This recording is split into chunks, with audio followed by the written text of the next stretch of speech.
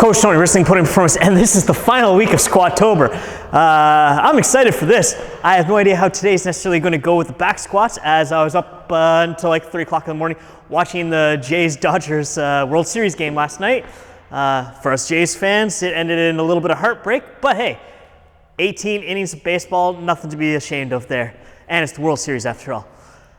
Today's workout is going to be the back squat workout, so I got 255 on the bar. We're going to see how that goes for 3 sets of 6 to 8, and depending on how I feel, I might do that attempt at a heavier set again that I failed miserably last week, where I had to drop the bar off my back. But yeah, I've got this, I got the prone leg curls, and then I got, after that, the dumbbell rear foot elevated split squats with the glute ham raises, and then some calf work at the end.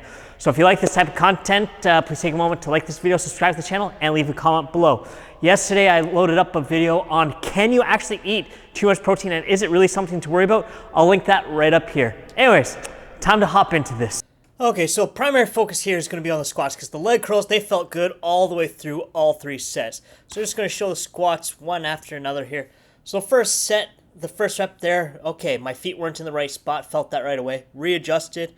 Okay, here I can almost audibly hear my right quad screaming at this point. And then right about here, right there, the left quad started screaming. And I'm noticing that I'm kind of bending over a little bit more. I'm not getting as good dorsiflexion or depth. So something that I was like, okay, need to work on that a little bit more. Getting into the second set here. So I'm a little bit more upright, you'll notice. I'm also taking a lot less time in between reps. It's just up, breathe, down. So up, breath, back down we go. That's what the big focus was on the second set. And it felt so much better. Everything moved better. It's almost like the quads were like, oh, we know how to do this, so here we go. And up and down, that's all we're really focusing on here. And then we get into the third set. The first rep, okay, moved a little slow, and then, okay, boom, nice and easy. It actually felt like the weight right about here got lighter. That, as weird as that might sound, it actually felt like it got lighter halfway through the set. And then just going through each rep, just powering through, just did 6 reps of it and went, okay. All right, so I'm gonna try the heavier set, just go for a single. Just got 300 pounds of the bar. Not gonna do the 315 from last week where I had to bail. So we'll see how this goes. I have absolutely no idea. My quads are absolutely 100% overtrained at this point. I can tell because how each set feels, but for a single rep, I wonder if I'm able to get this. I don't know, we're gonna see. We're gonna find out together here, but here we go. So I figured I'd take you through the whole rep here. So get myself set up underneath the bar. I always kind of take the bar off staggered unless it's like really, really heavy. I just find it's easier for me to get set up. I'm not actually looking at my feet here. I'm just getting the feel for where everything is. Drive the elbows underneath me a little bit more. Take a couple of easy breaths. Take one bracing breath and then the second one. Down under control and then up. So right halfway through, it felt lighter. It felt good. Okay, this week I got my squat. So now we have fun with the split squats. 12 per leg. Nothing really fun about these. I gotta get my hips forward more.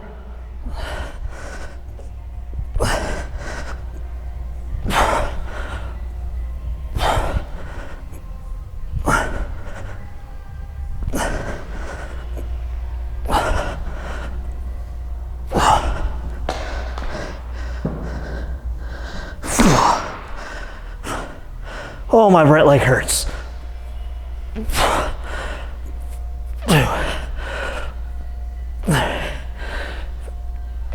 I'm just glad I got that squat today. It was hard as hell, 6. But wait.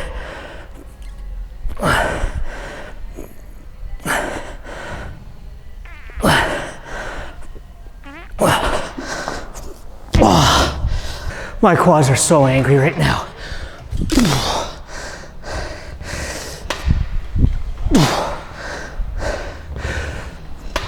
So when I'm doing these on the way up, I'm pushing my toes into the plate at the back. I'm not dorsiflexing, I'm plantar flexing a little. It's a little more intense feeling, especially after the leg curls and the squats already. One more now. Oh, fuck. The calf compound set that I did last week, a little explanation on it. When you're doing standing calf raises, yes, both the soleus and the gastrocnemius both get worked intensely. And when you're doing standing calf raises, you can usually handle a lot more weight. And since I don't have a standing calf raise machine where I can get good depth and a good stretch in the calves, I'm focusing on the top half of the range here. Then when I'm doing the seated calf raise after, when your knee is bent, the gastrocnemius, because it crosses at the knee joint as well, a lot of its actual recruitment gets taken out. So you're able to preferentially recruit and work your soleus muscle. There's people out there who say, oh, you don't need to actually do seated calf raises. If you want to have healthy knees and ankles, if you're in basketball, soccer, if you're in an alpine sport like downhill skiing and snowboarding and whatnot, you need seated calf raises because that's going to help you when you're in different positions to have stability in the knee as well as in the ankle. Even in skiing, when you're locked into that boot, if you've got stronger calves and whatnot, you're able to have a little more stability, you're able to have a little more strength around the knee joint. You're going to be able to handle some of those carving portions and a lot more forces through the joints than you otherwise would be able to because it's going to work as a shock absorber.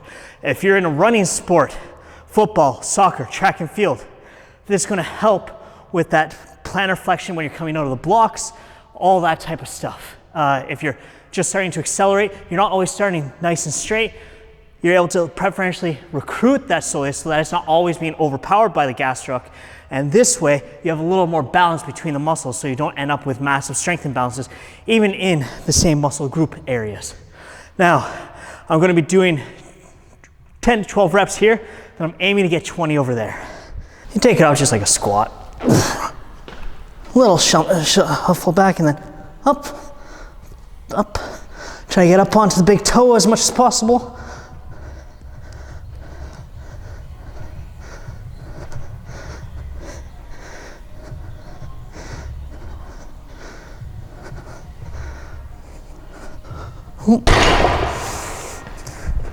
No real rest, just walk right over and get set. So here I can work the bottom range a little bit more and get that depth and then up. I'm not really worried about a tempo here. I'm just worried about squeezing every rep out.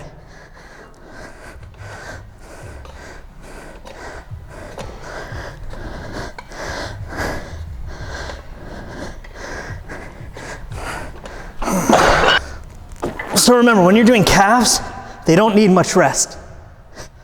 They handle lots of volume all day. If you take a quick look at my feet, each time I'm going up, I come down, I lift up my toes. Try to get a little bit of extra stretch.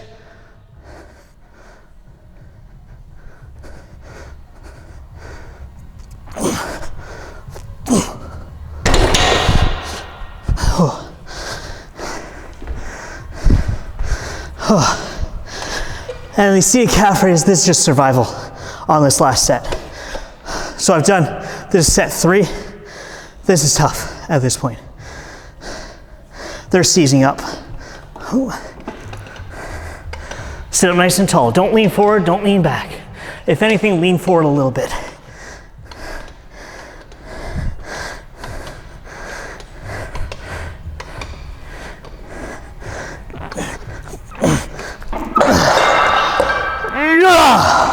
All right, so that's everything for the last back squat workout of Squatober. I'd be lying if I said that I felt great. I'm beat up. I'm tired from watching the Jays game last night. I'm tired from a month of squatting. And I'm just glad that this is the last one. I still got the overhead squats, split squats, and front squat workouts to do this week. So we'll see how those all go. But today, I'm happy overall. I got the 1 rep with 300 pounds.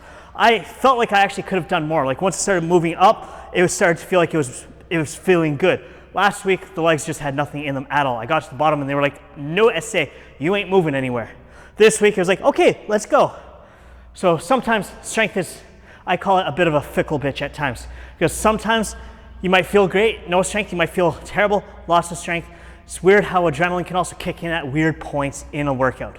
But today, felt good overall. I stayed in the rep range on the squats. The last set, I did 6 or 7, and I was just like, okay, we'll go with that. We're not going to overdo it. We still got that. We're going to go up it with the top set. So I looked at it that way.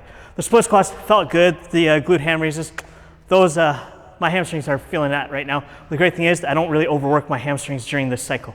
Yeah, so that's everything.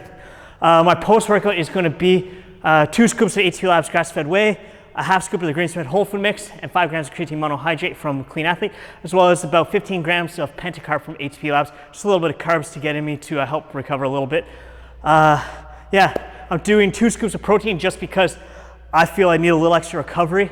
I'm not recovering the same, so I definitely need to increase the protein. I also need to definitely increase my sleep the rest of this week after that 18-inning game watching last night. That was a mistake, but yeah, felt good. So if you want to get 10% off an order from ATP Labs, go to the link in the description below, atplabs.com, and use code RISLING10, that's RISLING 10, at checkout. This is good in both Canada and the US. But yeah, that's everything for today. So if you like seeing the workout and hearing my own commentary on how things are going and insights into what goes on in my head during a workout and how I plan it out, please take a moment to like this video, subscribe to the channel, and leave a comment below and check out some other videos. Coach Tony, Risling Podium Performance. Squatober is almost over. Go get some squats in. Embrace your potential.